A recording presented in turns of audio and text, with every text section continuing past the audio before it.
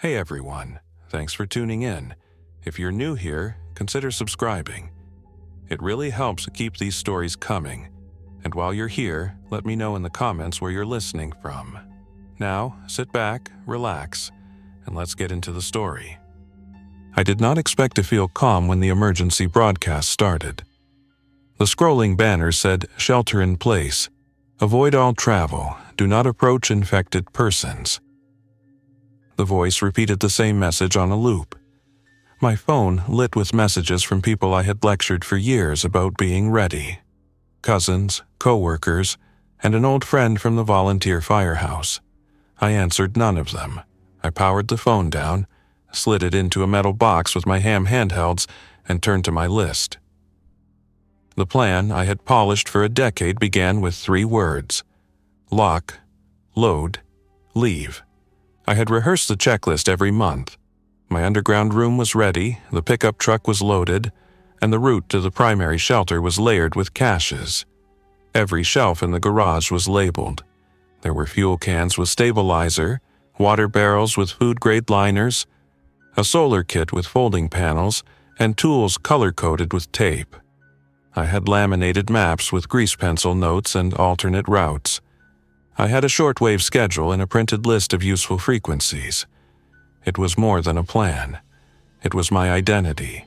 And when the broadcast looped the 3rd time, I pressed the garage door remote, watched the door slide down to the floor, and told myself it was finally time to prove I had not wasted the last 10 years. I live outside State College, Pennsylvania, west of U.S. Route 322.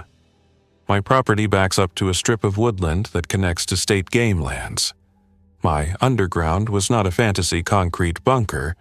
It was a reinforced root cellar, expanded over years with a shovel, a rented mini excavator, and too many trips to the home center. The room had a pressure-treated frame, rebar, concrete block walls, waterproofing membrane, French drains, and a poured slab. The ceiling had a double layer of 2x12s with sand fill, covered by soil and raised beds. I installed a proper air intake and exhaust with insect screens and a pair of manual dampers, plus a battery-powered carbon dioxide monitor because I actually read manuals. Inside, I had shelves of food rotated every 6 months, a Honda EU 2200i inverter generator, a Goal Zero battery station with 4 200-watt panels, and a small off-grid water system, a hand pump for drawing from rain barrels, ceramic filters, and a gravity system feeding a kitchen sink. Lighting was low-draw LED strips running off a dedicated 12-volt circuit. The room stayed cool year-round. It had 2 bunks, a small folding table, and a radio desk with an ICOM IC7300 for high frequency, a Yaesu mobile for very high frequency and ultra-high frequency, and a pair of Baofeng handhelds that I used only as backup. Every component had backup fuses and a printed manual in a binder. All of that gear gave me confidence. Too much confidence, as I learned. The first day, the news was still a fog of numbers and warnings. The word infected landed differently each hour. Videos spread faster than facts. People moving stiffly, people running strangely, people who did not react to being shouted at, people collecting in groups around sounds. The advice was the same everywhere: stay inside and do not make noise. I switched the radios to low power and kept antennas inside the cellar. The less signal leaving, the better. I listened to local repeaters as long as they stayed up. A county emergency net tried to gather check-ins. It was busy for an hour, then quiet. The power grid flickered at 8:13 p.m. and failed completely at 9:02 p.m. My transfer switch clicked, the battery bank took the load, and the LED strips glowed a calm white.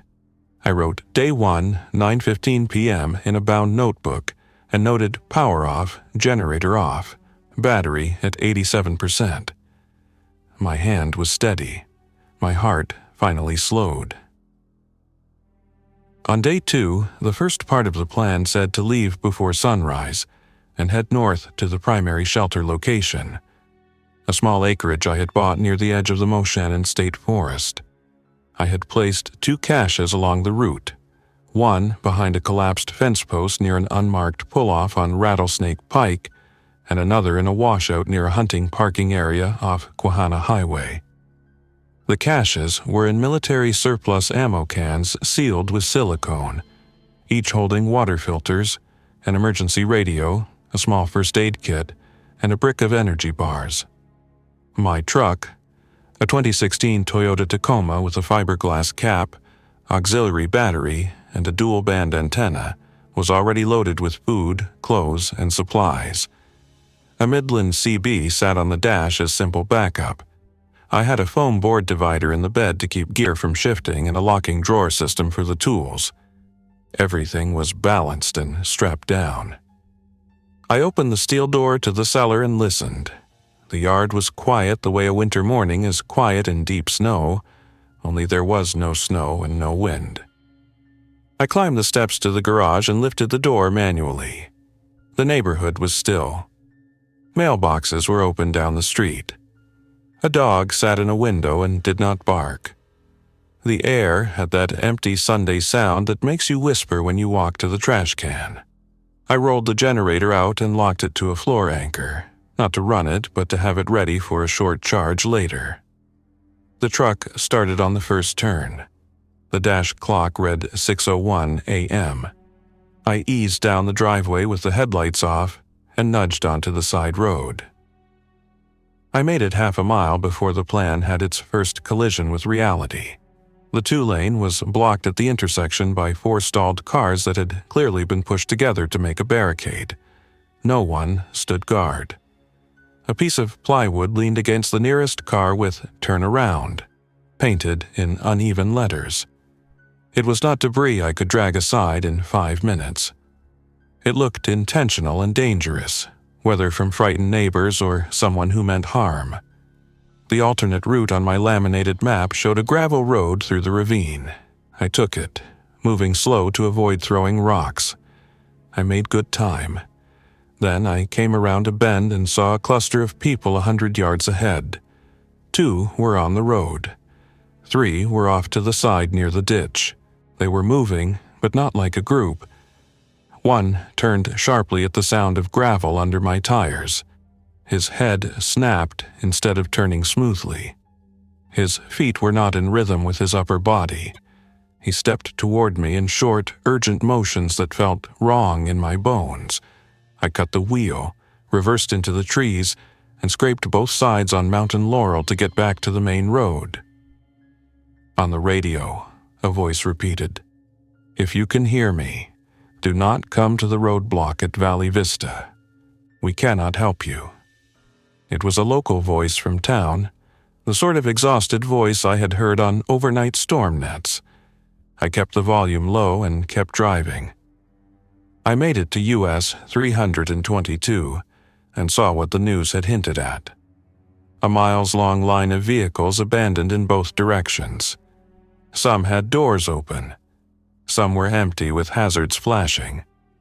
A tractor-trailer was jackknifed across both lanes near the crest. There was room on the shoulder for a motorcycle or an ATV, not for my truck.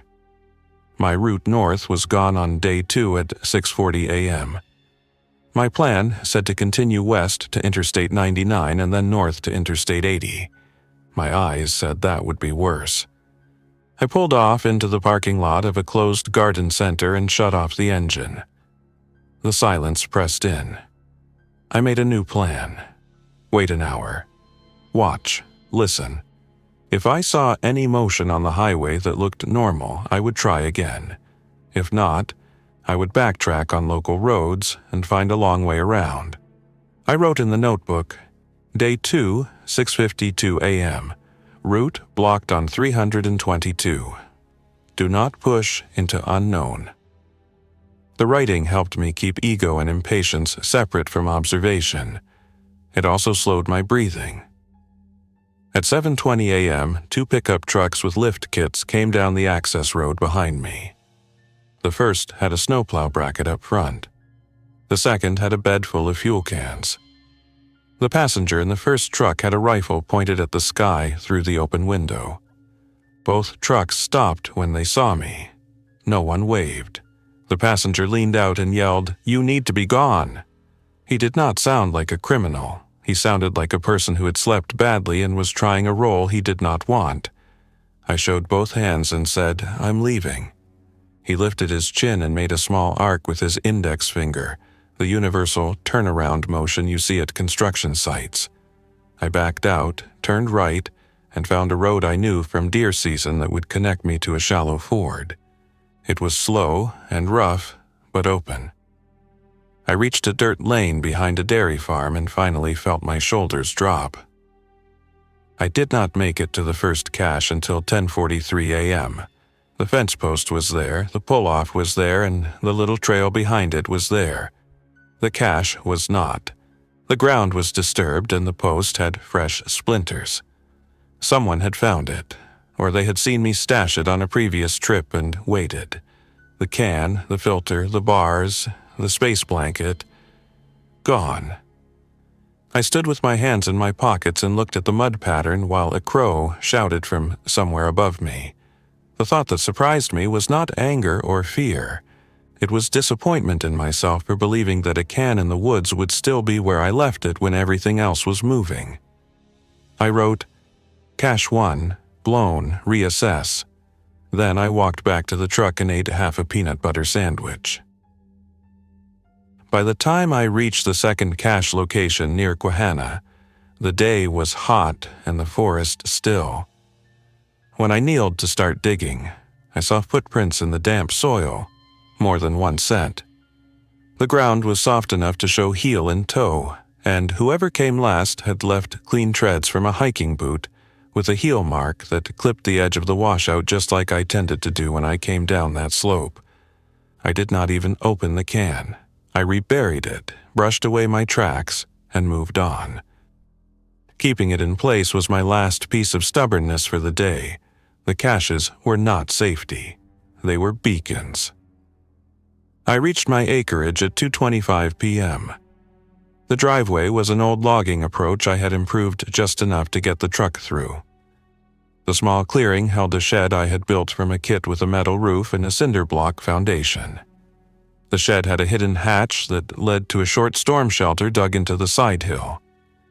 Inside, I had a water cistern made from linked food-grade barrels, a bank of lithium iron phosphate batteries, a diesel heater, and a small workbench. I had left a chest freezer there last fall with dry ice to purge the air and prevent moisture buildup. My plan, the plan I had loved like a favorite tool, was that I could wait here for 2 to 3 months while the world burned down and then stabilized. I would be out of the way and self-contained.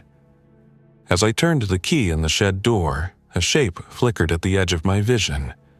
I drew back and held my breath. The shape resolved into a deer that bounded into the trees, tail high. Noise behind me to the left, the crack of a branch. I froze. 2 people stepped into view, not deer, they were moving wrong. I took a single step backward and put the truck between me and them. Their heads turned sharply at the sound of my boot on gravel. Their eyes had an unfocused, glossy look that missed details. Their clothes were dirty, but not weather-worn. They moved toward me with intent, not curiosity. I did not speak. There was no negotiation to be had with whatever drove them forward. I got in the truck and closed the door softly. The key was already in the ignition. I started the engine and put the truck in reverse, slow and steady so the tires did not throw stones. The 2 moved faster when the engine started. A third appeared to the right of the clearing. I backed out to the main path and turned around. And that was the moment the last certainty fell away. The primary shelter was compromised by day 2 at 2:31 p.m. without a shot fired, without a disaster movie scene, without anything but the fact that people who could not be reasoned with were walking in the same clearing where I had planned to be invisible. I drove until dusk and spent the night in a church parking lot with the truck bed doors locked and the cap windows covered with Reflectix panels. I cooked on a small alcohol stove behind the truck, kept the flame tiny, and stayed behind the shadow of the bed. I ate canned chicken and rice and wrote out a new plan with the same care I used to put into my diagrams. The plan had 3 lines. Do not return to the obvious places. Do not depend on gear that produces sound, light, or odor you cannot conceal. Serious risk is now other humans, frightened, desperate, or predatory. I slept with my boots on. On day 3, a National Guard checkpoint on a county road waved me to a stop. The soldiers were tired and polite. Their gear was squared away, and they had a generator with a large fuel bladder behind sandbags. The sign said medical screening. The sergeant said, "We're trying to keep people from moving into hot zones." He did not have a map of hot zones. He had a line of cars that he directed to a school where volunteers were distributing bottled water and shelf-stable food. I watched as drivers accepted boxes and then parked across the street and traded items like it was a yard sale. I asked the sergeant if they were seeing people who were aggressive. He nodded once and said, "If you see someone moving with urgency and they don't act like they hear you, just leave. Don't assume you can talk them down. Don't fire unless you have to. Sound brings more." That advice was consistent with what I'd heard on high frequency the night before. A coastal operator describing how the infected gathered near the sound of outboard motors and leaf blowers and generators. Someone else mentioned that sirens seemed to draw them in. Emergency crews started switching to horns and lights only. That meant I could not run a generator for more than a few minutes at a time unless I was far from others and confident in the wind direction. It also meant the diesel heater I liked so much might as well be a flare at night if the exhaust smell traveled. I wrote, "Keep all combustion short and masked," and began to adjust. The first loss I recorded, other than the caches, was one I did not expect to feel as hard as it did. I abandoned my 2 deep-cycle lead-acid batteries on day 3, 5:40 p.m. at a pull-off near Black Moshannon. I had carried them planning to build up a second battery bank. They were heavy and slow to charge. They made me stop where I should not stop. I kept the lithium battery, the folding panels, and the charge controller. I left the old batteries under a tarp with a note taped to them that said, "Safe to use, needs charging." I hated leaving the note. I did it anyway. Day 4 through day 6 were about silence and pattern. I avoided interstates. I moved at first light and near dusk. In the middle day, I stayed under cover. I parked behind factories and quiet strip malls where the lots dipped just out of view from the road. I rotated between 3 places: the church lot, an overgrown fire trail with a gate someone had forgotten to lock, and a gravel patch behind a feed mill. I cooked dry beans in a thermos by preheating water to a boil on the alcohol stove and pouring it in, then sealing it for 4 hours. That avoided long burns and saved fuel. For water, I harvested from roof downspouts, filtered with a ceramic element, and then boiled only what I would drink that day to avoid steam and smell. I ate rice and canned fish, wiped pans with a fragment of paper towel, and burned the towel hot and quick so it left nothing smelly. I brushed my teeth without stepping out from behind the truck's shadow. I did not make coffee until the wind was high enough to scatter the scent. These are the sort of boring details that save you. They had nothing to do with my wall full of tools. On day 5, a neighbor's voice came over the local repeater. He was a retired lineman. He said the substation in our town was offline and would stay offline because they were short on crews and parts. He said he was checking on older residents and asked if someone could bring him bottled water because what he had set aside was gone. I wanted to answer. I did not key the mic because I was 20 miles away and did not want to announce my location. That is the difference between preparedness theory and the face you live with in the mirror. I wrote, "If you will not help your neighbor, stop calling yourself prepared." The next morning before sunrise, I drove back roads home. The house looked like a photograph. The same weeds and the same cracks. The hose looped next to the spigot, the wind chime hanging motionless. A yellow notice was taped to the front door that said, "Public Health Order, do not enter with symptoms." My neighbor, the lineman, had propped a package on my steps, 2 jugs of water. He had shared what he did not have. Shame is an effective fuel. I left him 4 jugs, a bag of rice, a box of tea, and a handwritten note with the plain truth. "I have been away. I will check on you at 4 p.m. I also wrote, "Knock 3 times in a row, pause, knock twice," so we would not startle each other. We sat on his porch at 4:05 p.m. He wore his work boots and a clean shirt like he had come home from a shift, and I realized that routine was his version of armor. He told me that the first days were noise and then quiet. He said the infected moved past at odd hours and gathered near the sound of lawnmowers or generators when people tried to live normally. He said, "They're not zombies in a movie. They just don't listen, and they don't stop when you tell them to stop." His wife, a nurse, had gone with a neighbor to help at a school shelter 2 days earlier and had not come back. He did not say anything dramatic about it. He just looked at the road and then at the tea in his hands. At dusk, 3 men walked down our street pushing a shopping cart filled with laundry detergent, canned soup, and a loud Bluetooth speaker that played a song I could not name. The music felt like a magnet. They laughed loudly. The lineman stood and said, "Turn that off." One of the men said, "What's it to you, old man?" The lineman held his hands out slightly to show they were empty and said, "Noise draws them." They rolled their eyes and kept walking. The music echoed from the houses. 10 minutes later, shapes moved at the far end of the block that were not the 3 men. The men pushed the cart faster. The Bluetooth speaker kept playing until the cart toppled and the speaker smashed. The men ran between houses. The shapes at the end of the street moved without running but with a speed that closed distance. The lineman and I stepped inside without another word, and I shut the door softly and locked it. We waited in the kitchen with the lights off and listened to motions that did not match the normal map of our block. We heard a window break 3 houses away. We heard the soft scrape of something against a mailbox. We did not move until 11:30 p.m. On day 7, I moved my base from the church lot to my own cellar.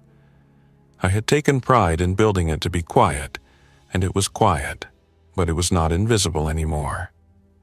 The lineman and I set a schedule. I would check him in the morning and before dark. He would hang a towel in his window if he had a problem I needed to see from the street. We agreed on signals. We used a cheap family radio walkie-talkie on the lowest power for the house-to-house, with the squelch turned high and the antenna shortened so it barely reached the sidewalk. Distance was not the goal. Predictable, small signals were. I changed the way I used my gear. Radios only when necessary. Generator only for charging batteries during windy daylight hours, and cooking only when the wind pushed from west to east so the smell would move into the woods and not across the street. On day 8, my plan cracked in a more personal way. I had always imagined myself as a person who would defend my home decisively and without drama. When I heard the back gate latch move at 2:17 a.m., I did not storm out with a rifle. I lay still and listened, then eased off the bunk and took the small flashlight with a red filter. I turned the beam toward the ceiling and pressed it against the wood to cast a diffused glow. I moved to the top of the cellar stairs and listened to the tiny metallic sounds of a latch being worked a second time. I waited to hear if the person outside whispered to a partner. I heard only breathing and the slow, calm motion of a person who had done this before. The latch opened. The gate creaked. The person took 3 steps on the walkway stones, each footfall evenly spaced, no scuff. I could pivot and put a slug into the mulch bed and stop the next step if I had to. Instead, I whispered, "You do not want to be here. This place is not safe." The person stopped. I heard their breathing change. Not aggressive, surprised. They moved backward one step and then another, and then the latch clicked again with the same care as before. The next morning, I found a plastic grocery bag hanging on the gate with a note inside. "I'm not trying to take from you. My kid needs water. We are on Lilac Court." In the bag were 3 empty water jugs, rinsed. Everything about the bag and the rinsed jugs and the neat handwriting told me I had just redefined threat too broadly. Gear can make you forget that most people are trying to stay alive without doing harm. I filled the jugs. I walked them to Lilac Court at 6:05 a.m. and left them on the curb in the shadows. I did not knock. I did not want them to feel trapped into an interaction. When I came back, there was a small package on my steps. 4 AA batteries wrapped in plastic and a can of peaches. The note said, "Thank you."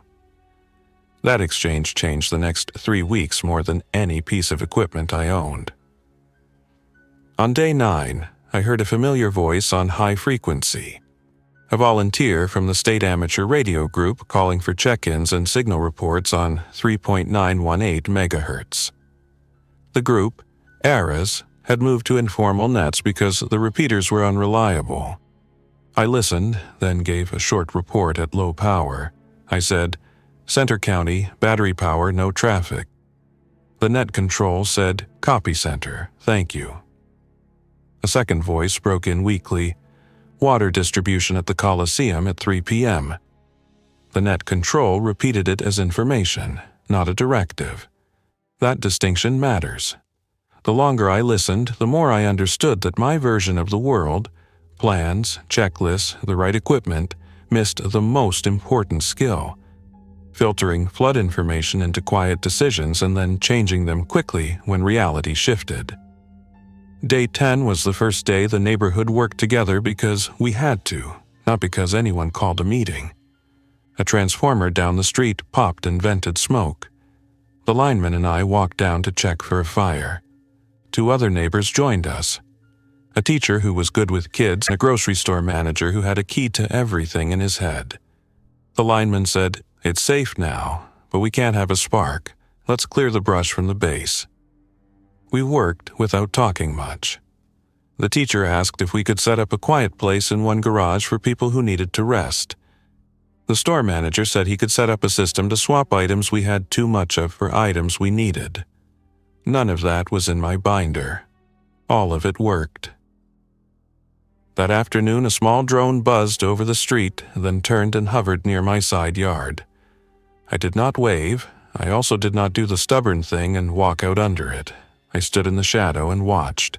The drone moved toward the woods, then back toward Lilac Court, then climbed quickly and left.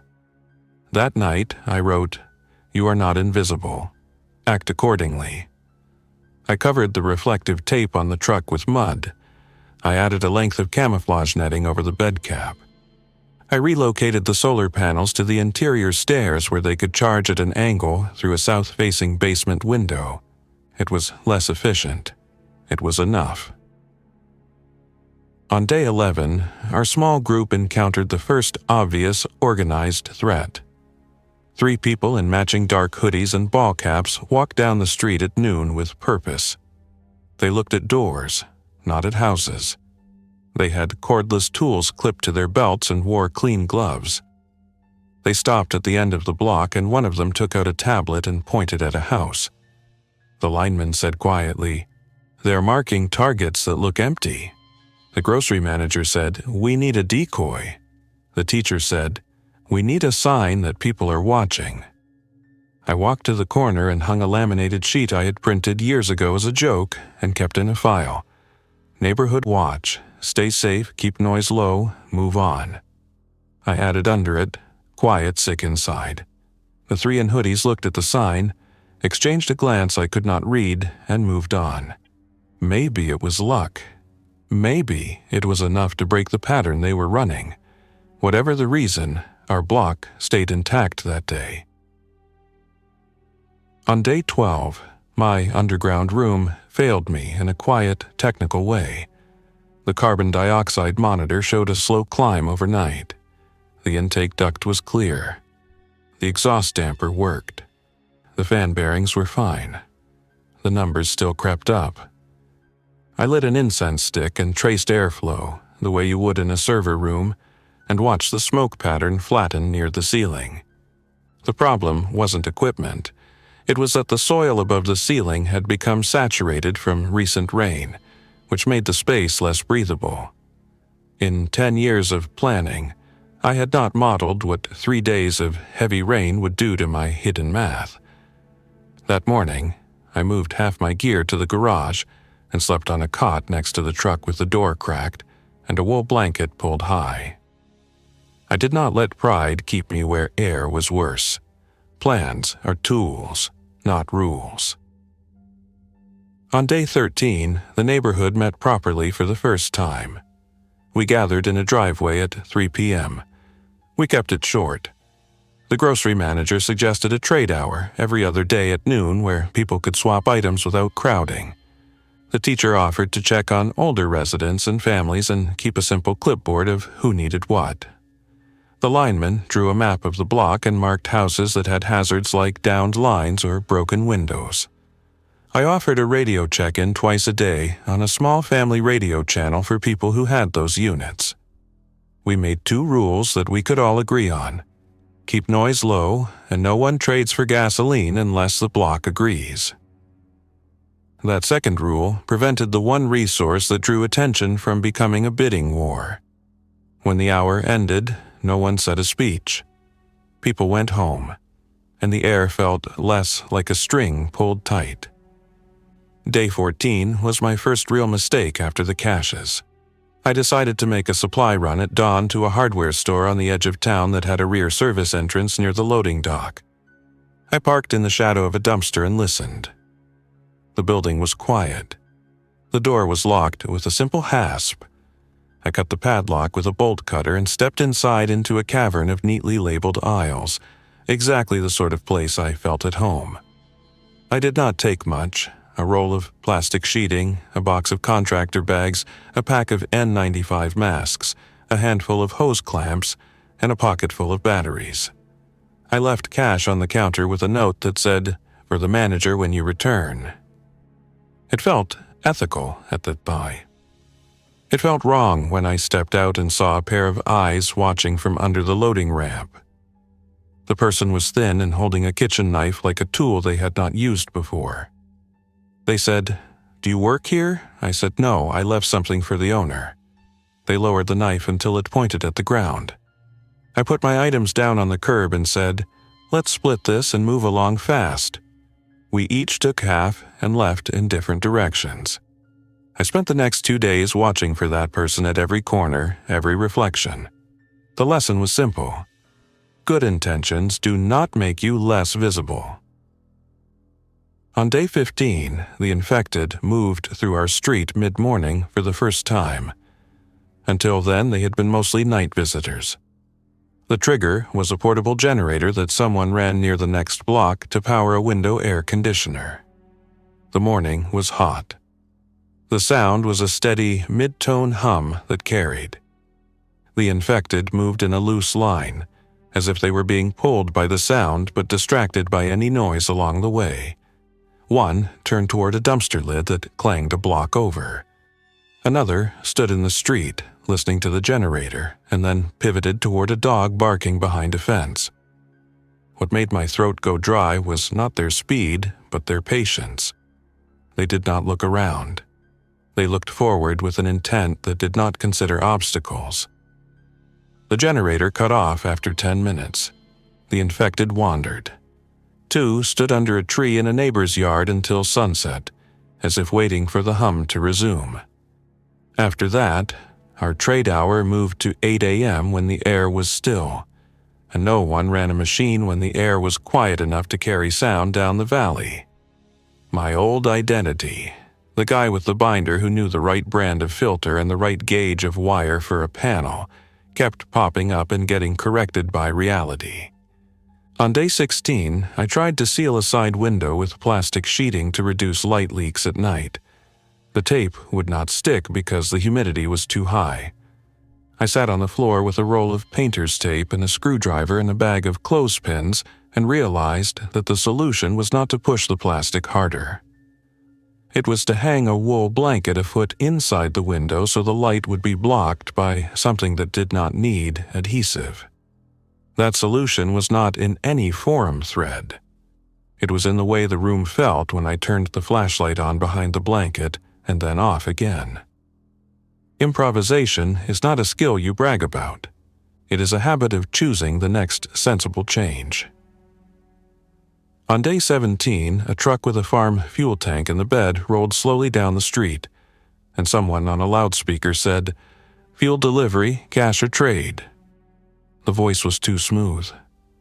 The truck had 2 people in the cab and one in the bed with a bat. They were not farmers.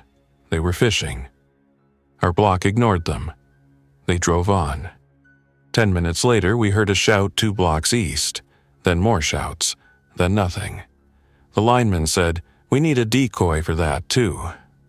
He took an old grill lid, drilled holes, and mounted it on a post so it looked like a camera dome from a distance.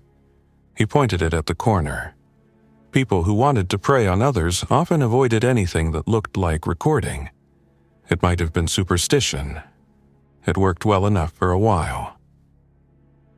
On day 18, the first confirmed breach of my underground. I had left the hatch unlocked while I moved items to the garage. I did not hear anyone in the yard. I heard a soft bump against the cellar door itself, the kind of bump that happens when someone tests a weight. The hinges did not give. The bump did not repeat. When I opened the door 10 minutes later, I saw fingerprints in the dust on the edge of a shelf near the top of the stairs. Not greasy prints. Clean, precise ovals where dust had been pressed. The prints were small, like a teenager's.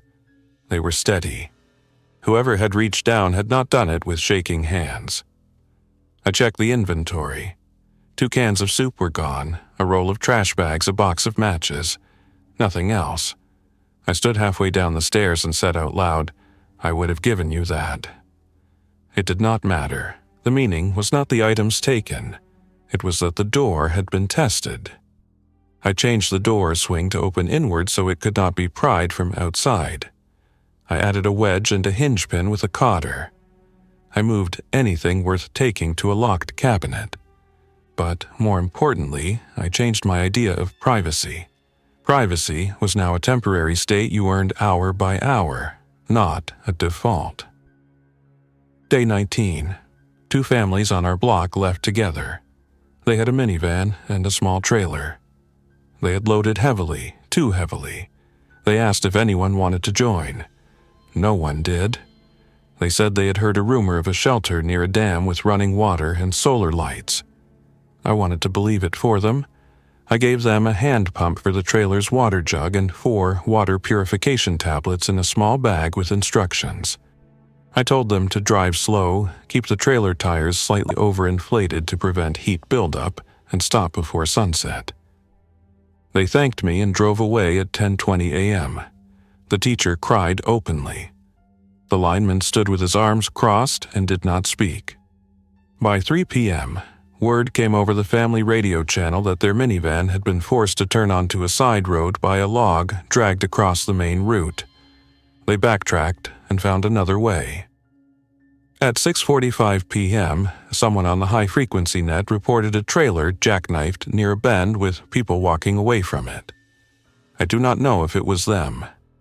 I wrote, "Movement is not always progress." Day 20 through day 22 were my hardest for sleep. A group set up in the old car wash 2 blocks away. They ran a generator behind the building and tried to keep it muffled, but the smell of exhaust drifted at night. People came and traded for gasoline stored in plastic containers that had not been designed for it. The containers swelled and leaked. The concrete darkened with spills. At 2 a.m. on day 21, we heard a cough from the car wash that did not sound like a human cough. It sounded like a chainsaw cough when a saw is hard to start. No one used a saw. We heard a scuffle. We heard the generator sputter and then roar. The whole zone lit up like a target. Our block went dark and stayed dark. We lay still. The next afternoon, the car wash was quiet and empty. The floor was streaked with oil that led to the backlot like a map. After that, the rule on our street changed. No one bought fuel from strangers. If you needed fuel, you asked the block, and the block decided. On day 23, my rigid idea of defense changed. I had built tripwires and noisemakers from fishing line and soda cans with pebbles. I had pressure alarms that chirped. They were excellent at telling me something was moving. They were terrible at not telling the whole world. The teacher suggested hanging wind chimes made of thin strips of cloth and aluminum foil inside my property line where the breeze could move them just enough to look normal, but a person pushing through would tangle and make a different motion entirely. The chimes made no sound. They made a pattern. They were a better early warning than any gadget. I retired the soda cans. Day 24, a small convoy of official vehicles rolled through town. 2 marked police SUVs, a box truck with the state seal, and a pickup with a temporary light bar on the dash. They stopped at each intersection and put up signs. Quiet zone, no combustion after sunset. They posted a paper at the grocery store door that listed a distribution schedule for water at 3 locations and announced a voluntary disease screening at the high school. The teacher read the notice carefully and said, "Voluntary means not enough staff to enforce." The grocery manager said, "Schedules are good only until people arrive and see there is less than they expected." I circled the second water location on my map and did not go. It was not selfishness.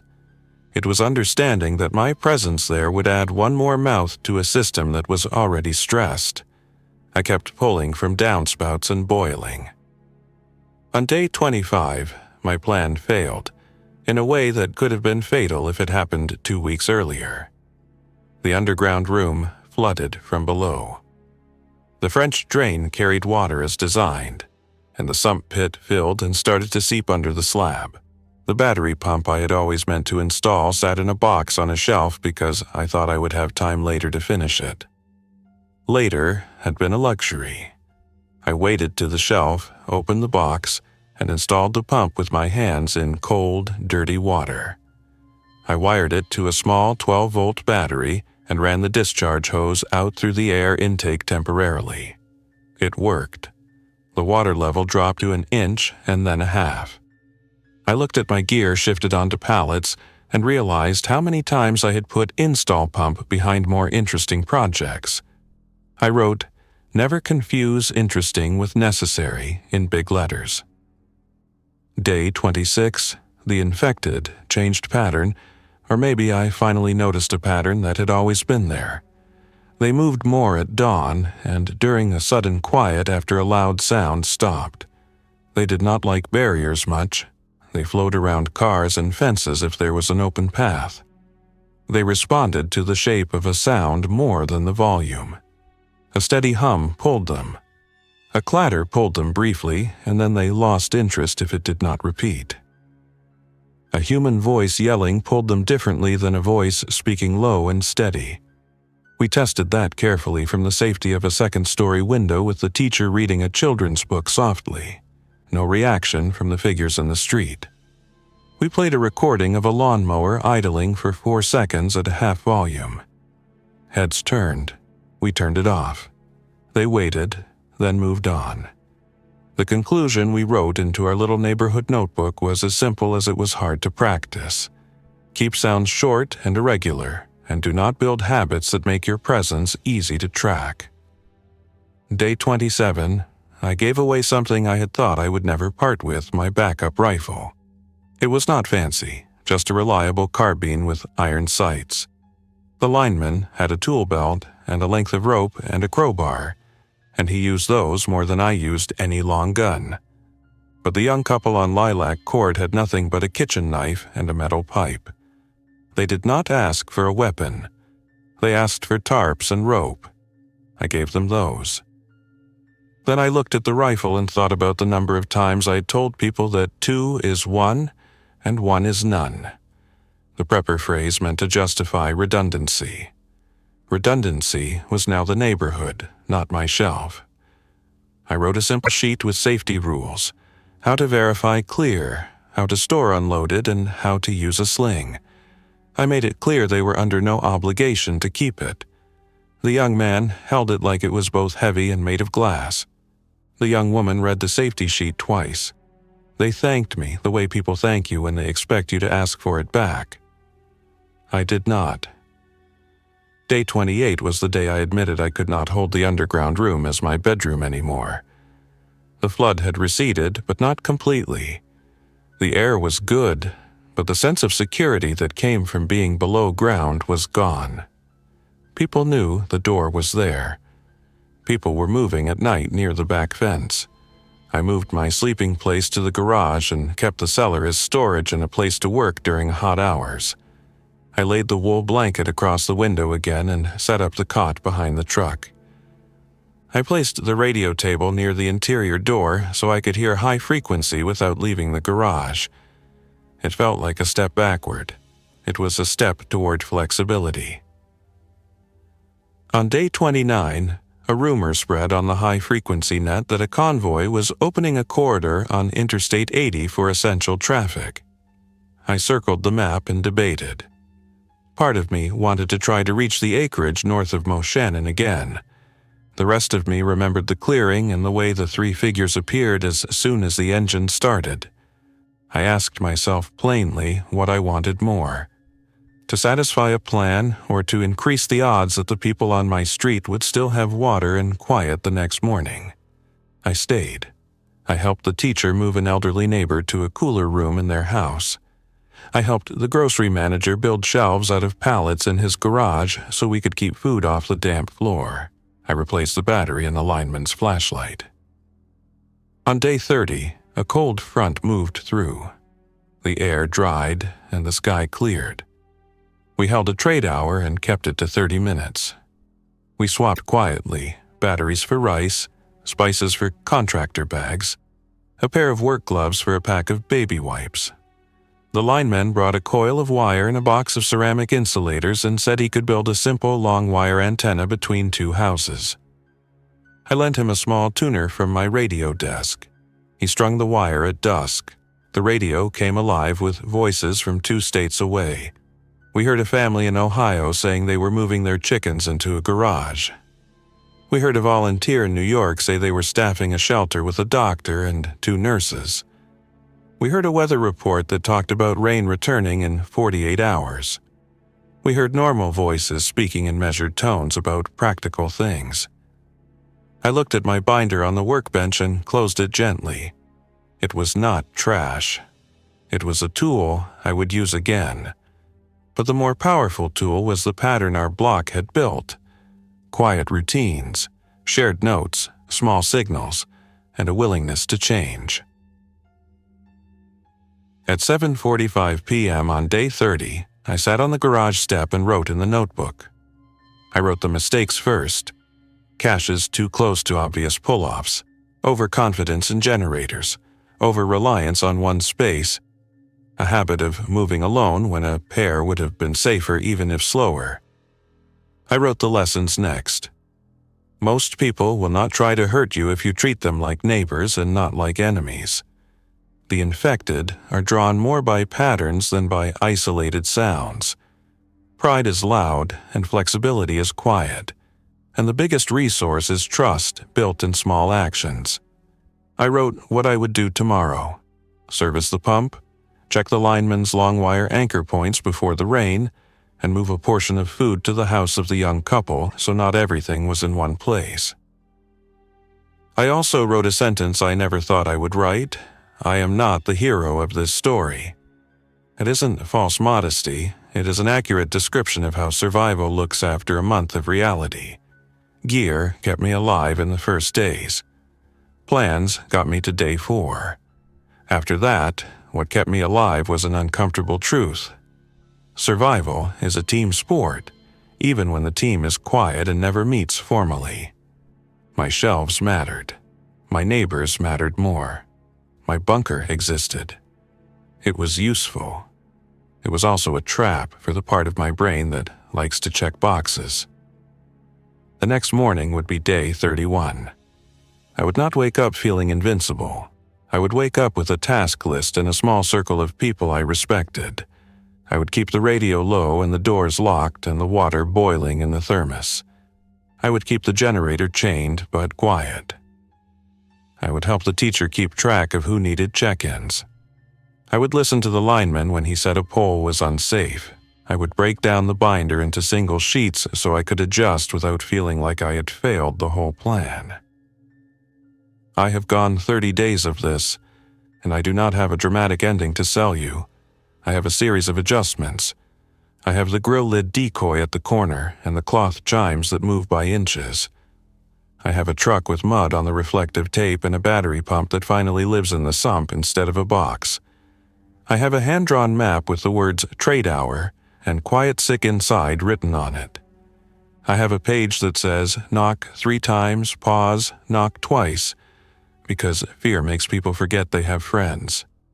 I have the ability now to say, "I don't know," and then find an answer that does not come from a forum thread, but from the wind in the trees, the echo of sound down a street, and the look on a neighbor's face when they ask for water at 6:05 a.m. and do not want to be seen.